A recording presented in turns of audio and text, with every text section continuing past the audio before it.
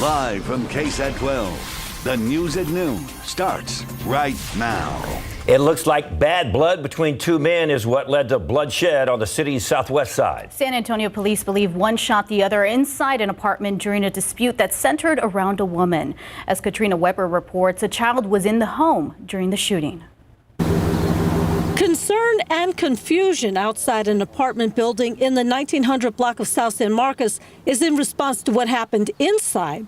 San Antonio police say one man showed up around 7 this morning and shot another in a second-floor unit at the Artisan at Creekside Apartments. They say a woman and baby were there too, but were not hit by the gunfire. Police also believe the woman was the subject of a relationship rivalry that led to the violence. The man who was shot ran to a downstairs neighbor for help, then was raced to a hospital by ambulance. The suspected shooter got away, at least for a while. Police say it was no mystery who the suspect was in this case. They had a name almost from the beginning. They say they tracked down that man at a home on the east side within about an hour. At this southwest side apartment complex, neighbors were shaken up by the early morning shooting. The sight of police officers had them up and out of their homes. The man who was shot is expected to be okay. Police say he was wounded in his leg, but stable as he left for the hospital. Katrina Weber, KSAT 12 News. A 19-year-old man was shot overnight and drove himself to a nearby Whataburger for help. This happened on Marbach Road near Harrell Street. Police say he was shot in his car while sitting in the parking lot of his apartment. He then drove himself to Whataburger, where a friend picked him up and took him to the front gates of Lackland for help. He was then transported to University Hospital. Police also say a masked man shot the victim, and investigators are starting to collect evidence. We are showing you the first virtual fly-through of an elementary school that'll be built in Uvalde. The Uvalde CISD Moving Forward Foundation made the video and presented it to the community last night. It shows a virtual rendering of what the newest school is going to look like when it is completed in the 2024-2025 school year. The foundation formed a committee made up of school officials, parents, law enforcement, and community and business members. They work with the architecture firm Huckabee to design a school that'll last for decades to come. Tim Miller, the executive director for the foundation, says the new school will be secure and mindful of what kids need. The design of the school, making sure that there's plenty of natural light, the colors are calming, they bring in the outside world into the campus. Those are all things to take a student that might be coming to school because they suffer trauma that morning on the way to school or at home and try to de-escalate. The new school will be built near Dalton Elementary. 2nd through 4th graders will be going to that school. The plan is to break ground on the new school this summer. We're learning the tragic details after a man allegedly shot his ex-wife and their 2 children at a Northside home. One of those children, an 11-month-old girl, has died. Her 2-year-old sister and their mother are still in the hospital. The mother had surgery last night. We're told she is expected to survive, but we don't know how the 2-year-old is doing. We do know 2 other kids, 8 and 11-year-old boys, escaped from the house where the shooting happened. Police arrested 50-year-old Stephen Clare, who is now charged with capital murder and 2 counts of aggravated assault with a deadly weapon. Records show Clare and his 28-year-old ex-wife divorced in late December. The couple had been living apart since January of 2022. Our KSAT Investigates team looked into how their relationship fell apart. You can watch that story right now on our website. And if you or someone you know is a victim of domestic violence, please encourage them to get help. There are several local and state agencies that have free services. We have resources to get help on KSAT.com. The family of the man who went on a shooting rampage at a Louisville, Kentucky bank speaking for the first time since Monday's attack. They say the 25-year-old shooter had mental health issues, but there were no warning signs he was capable of what he did. ABC's Lindsay Watts has the latest from Louisville, including new body camera footage of police taking down the gunman. Before they even got out of the car, Back up. Louisville officers were under fire Monday morning. Authorities say the shooter had set up an ambush in the lobby of Old National Bank. Officer Corey Galloway and rookie officer Nicholas Wilt rushed the entrance as the shooter fires again. Officer Wilt shot in the head. Officer Galloway grazed by a bullet, falling, then taking cover. He's shooting straight through these windows, right towards the officer. Soon after, Galloway returns fire, killing the suspect. I think I got him down. Surveillance images show Connor Sturgeon inside the bank with the AR-15 rifle police say he legally purchased last week. He left a note. We know he texted or called at least one person to let them know he was suicidal and contemplating harm. Overnight, his family telling ABC News that Sturgeon had mental health challenges, which we as a family were actively addressing. There were never any warning signs or indications he was capable of this shocking act. They say they're cooperating with police, saying Sturgeon inflicted unthinkable harm on innocent people. On the steps of the bank, a memorial is growing for the 5 lives lost. Josh Barrick, Tommy Elliott, Juliana Farmer, Jim Tutt, and Deanna Eckert. Officer Wilt remains in critical condition. The deputy chief commending his bravery on his 4th shift as a police officer. Officer Wilt was a brand new officer. He had no experience. He was going based on 2 things, his training and his character. City officials telling us now that Officer Wilt is slowly improving. There are 5 crosses in addition to flowers here in front of the bank. A city vigil is planned for this evening. Lindsay Watts, ABC News, Louisville. Coming up, we're getting a behind-the-scenes look at how one local center is helping students not only learn how to make mariachi music, but also learn the history of it. But first, our city is filled with beautiful art, and we are hearing from the authors of a new book that focuses on showcasing that art. Coming up after the break.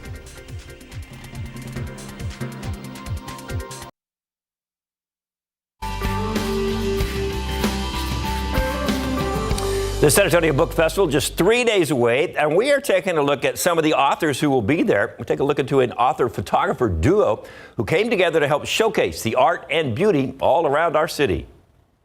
San Antonio is known for many things: the Riverwalk, the Alamo, and the culture. Part of that culture includes the art scene throughout our city. Local author Carmen Tafoya and photographer Frederick Preston showcased our city's art in their book, Arte del Pueblo, the outdoor public art of San Antonio. San Antonio is a magic town, and we hope that the book helps people feel and keep and celebrate that magic. Part of that magic includes the art that can be seen for free across the city. The whole focus of this is on outdoor art that is accessible to the public. And even the dedication of the book speaks to the dedication to the artist past and present. Together, the two hope that people who see the art can appreciate it and be inspired at the same time. I hope it gives the people of the city a deeper appreciation of the talented artists that work here in the city, whose art is featured in the book, as well as some others whose art is not featured, because it's a really very talented artistic community. You have the opportunity to hear from Tafoya and Preston at the San Antonio Book Festival. Yeah, there's a look at when the book festival takes place. Once again, it's just 3 days away, Saturday, April 15th. That's coming up this Saturday morning from 9 a.m. until 5 p.m. at the Central Library and Southwest School of the Arts. So join us. A lot of fantastic writers and photographers as well. We like when they focus on San Antonio and write about our culture and this beautiful city. And there's so much to write about. There is. Talk about history and culture, and you talk about a great day today. See, this is another showcase of our city as we take a live look outside with live cam. A beautiful day today. The sky, incredible. Look at that. Yeah, you were speaking about history. Today is the anniversary of the 1927 Rock Springs tornado. It's also the anniversary of the big hailstorm back in 2016. Remember that? So we'll look back at some history here in a little bit and talk more about that. But the aquifer, well, it is down 0.2 of a foot, 637.5. And your pollen count, it's still in the high category, but it's down. It's down from where it has been. We're headed in the right direction. Molds are moderate at 730. Pecan is low at 50. Beautiful weather today, beautiful weather tomorrow, but a few changes as we head into the weekend. We'll look at that forecast coming up.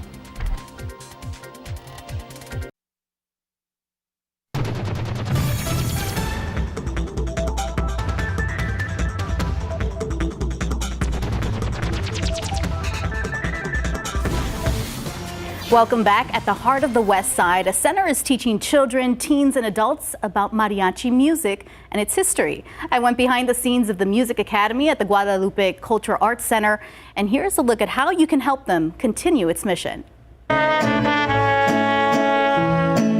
uncle, he has been in, I believe, 11 mariachi groups. Steven Gaitan is keeping this musical tradition alive.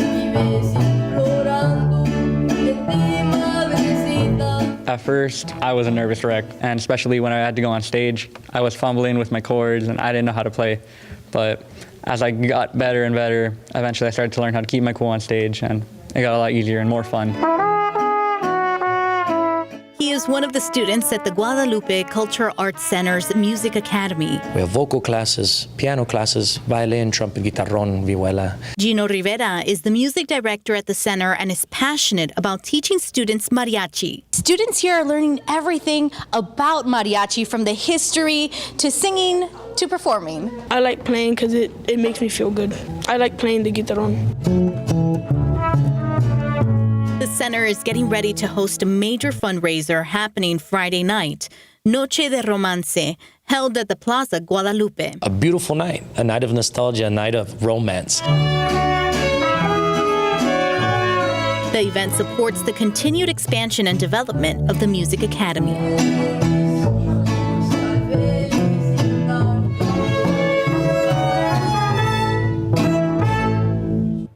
What's incredible is that some of those students just learned how to play just weeks ago, and look how amazing they sound. Fantastic. That's a lot of talent.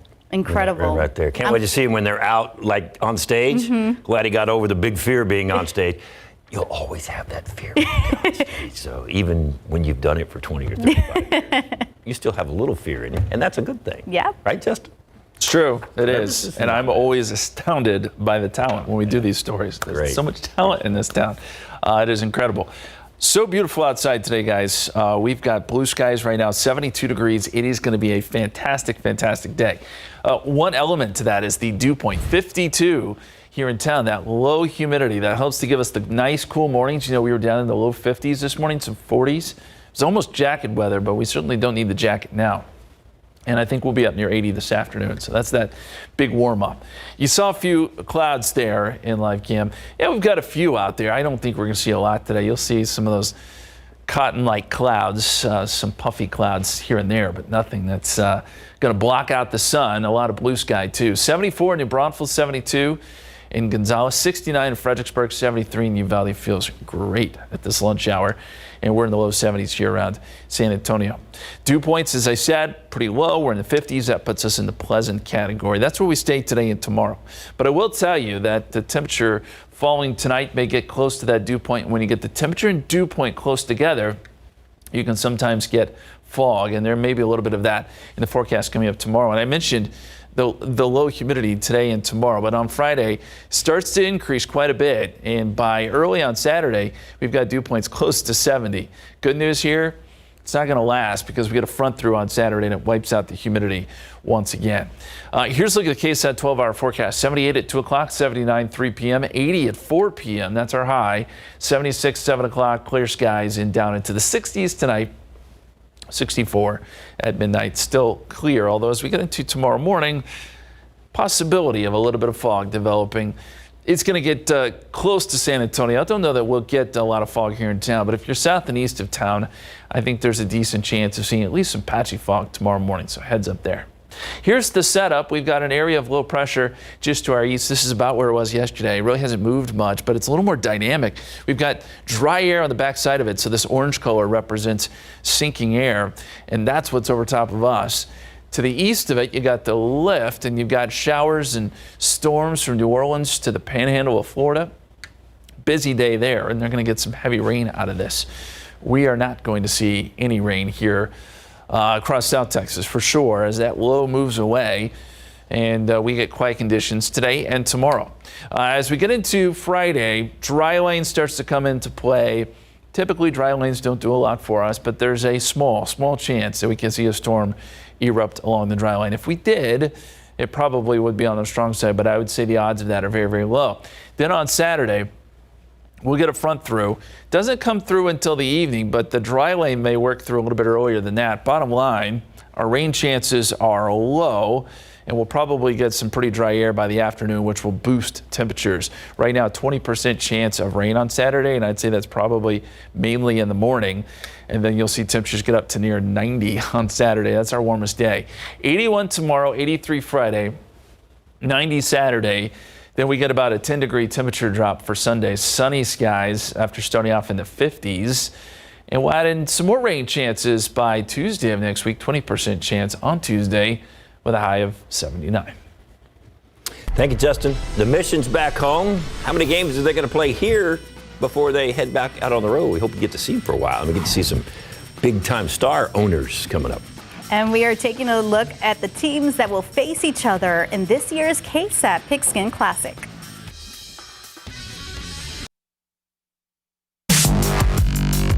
Can you feel it?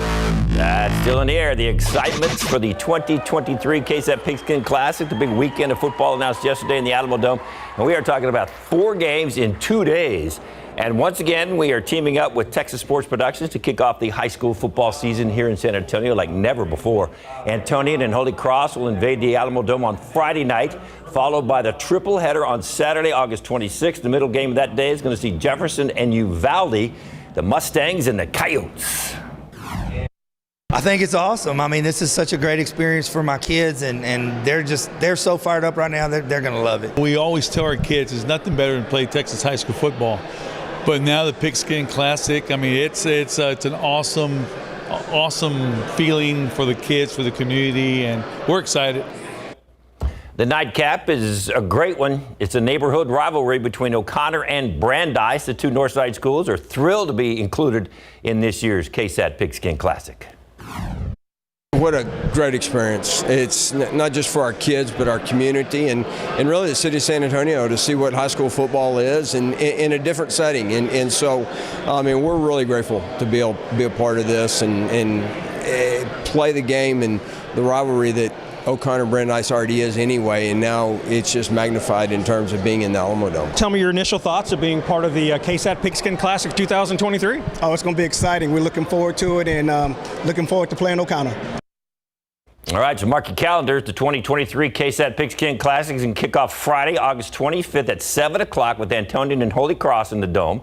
The action on Saturday starts at 11:30. It's Southside and Somerset kicking things off on the triple header. Then Jefferson and Uvalde are scheduled to kick off at 3:30, and the last game of the night will feature O'Connor and Brandeis. You can watch the games on KSAT12, and it'll be live streamed on all KSAT digital properties as well if you can't make it to the Dome.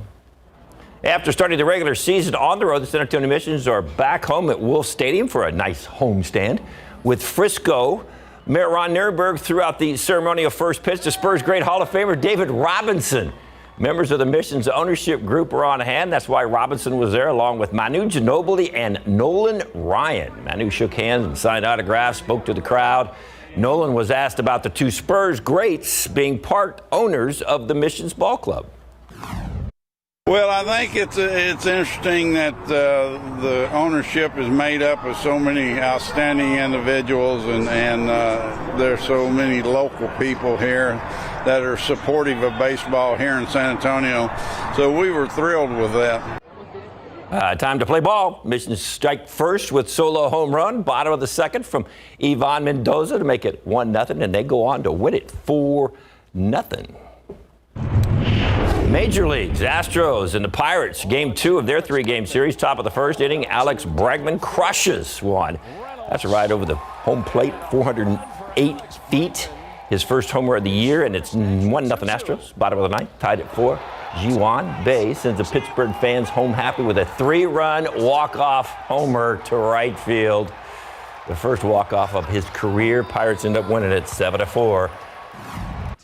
Royals at the Rangers, no score, bottom of the second. Brad Miller rips a single back through the middle. That scores San Antonio's own Josh Jung. This guy is already making a big impact with the Rangers. They are up 1-0, bottom of the fifth, 3-2. Rangers' Corey Seager slashes one right to left field, but he rounds first and has the second, pulls up lame. Ooh, he was done for the game with a hamstring injury, a little tightness in that hammy. Rangers win at 8-5 and 10 via 3-run walk-off by Jonah Heim. That was A very interesting game. And Josh Jung, man, the Jung kids are something else, and he's doing a great job up there. All eyes are on Rangers. him. Yeah, love that. Coming up in our next half hour, thousands of cows killed in North Texas. What crews said led to this awful incident. And why Mayor Ron Nirenberg says it's time to stop talking about issues in our city and to start making plans to change them. We'll break down his state of the city after the break.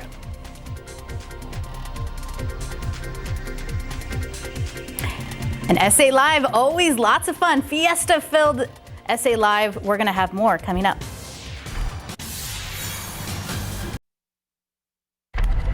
It is so beautiful outside. We want to get out there and show you, if you're inside, what you're missing. You need to get outside. It's lunchtime. Go on out there and have a lunch. Yeah, nice walk outside. Yeah. Today's the day for it. Today and tomorrow, honestly. We're hitting a pretty good stretch here. Before we take another look outside, I do want to show you. Yesterday was National Pet Day. We got so many pictures in them. You guys did awesome sending in all these pictures. But this is one of many. Made me kind of laugh. This is Macy Gracie having a rootin' tootin' time. Well done. Well done. Like the hat. She seems happy. I like it. We've gotten so many, again, great pictures. There's a lot of cute ones. Your pets are rock stars. That's all we can say. We've also shared on KSAT12. We have a story that includes a lot of the pictures if you want to go check that out. Right now, we've got mostly sunny skies, and there is the shot once again. Man, is it nice. 72, dew point is at 52. We've got east-southeast easterly winds at about 5 miles per hour. Let's enjoy this, savor it, because we know what's a few months away. You'll be seeing 90s around this time here in a couple months. I don't even want to put that out there. All right, I'll stop. 78, 2 o'clock, 79, 3 p.m. We're up around 80 today. Back into the 70s, 60s, and 50s again by tomorrow morning, maybe with some patchy fog to start your Thursday. Another look at that 7-day forecast here in just a few minutes, guys. Thanks, Justin. Now, Mayor Ron Nirenberg gave his State of the City address yesterday afternoon to a packed crowd at the convention center. While there are no new plans, he did talk about the plenty of existing ones in the works. Garrett Berger shares his remarks, which were focused on following through with those plans. Mariachis were the only surprise during Mayor Ron Nirenberg's State of the City address, which happened to also fall on his birthday. Well, it's easy to break news when you're first year on the job, but a lot of the plans and proposals that we talked about early in my tenure are now in place. With nearly 6 years at the head of the city, Nirenberg brought up previous priorities like housing, transportation, and workforce development. But he said for the most part, the time for talk on those issues is over. Now, it's about implementation. And I can attest that the state of the city is poised for takeoff as we gain momentum and invest in the people in San Antonio. 1, 2, 3. The $150 million housing bond has passed, and the city's working on how to spend it. The plan to add a new airport terminal is underway. VIA is pursuing federal money for its advanced rapid transit idea, and the workforce development program the mayor campaigned hard for during the pandemic is nearly a year into operations. Launching the Ready to Work program has been a complex task, but I'm encouraged by the demand for training. The mayor brushed off questions afterward, though, about whether Ready to Work was truly measuring up. After almost 11 months, more than 13,000 people have applied, but only about 2,000 have actually enrolled in training, which is less than half of the first-year goal. We need to continue to build momentum in that program, but this is the first part of a long-term effort to change the trajectory of a city that has been mired in low-wage jobs, and I believe we're doing that. One plan of many. That was Garrett Berger reporting. Nirenberg is hoping to see those plans out for 2 more years. He is running for a 4th and final term in the May election, where he faces 8 opponents. A group of children in San Antonio are out 21 football team jerseys after someone took them and other valuable items from a vehicle. Valerie De La Rosa tells us her family's Kia was stolen and vandalized overnight on Sunday. Her stolen vehicle was recovered hours after she reported it missing. But once she got access to her vehicle again, 21 children's football jerseys, baby's car seat, and her purse all gone. Someone even sprayed graffiti inside the SUV on the ceiling. She's hoping someone knows where they are and will return them before the team's next game this weekend. It's their jersey, it's their color, they already have their number, and it would just be awesome to just turn in the jerseys for us.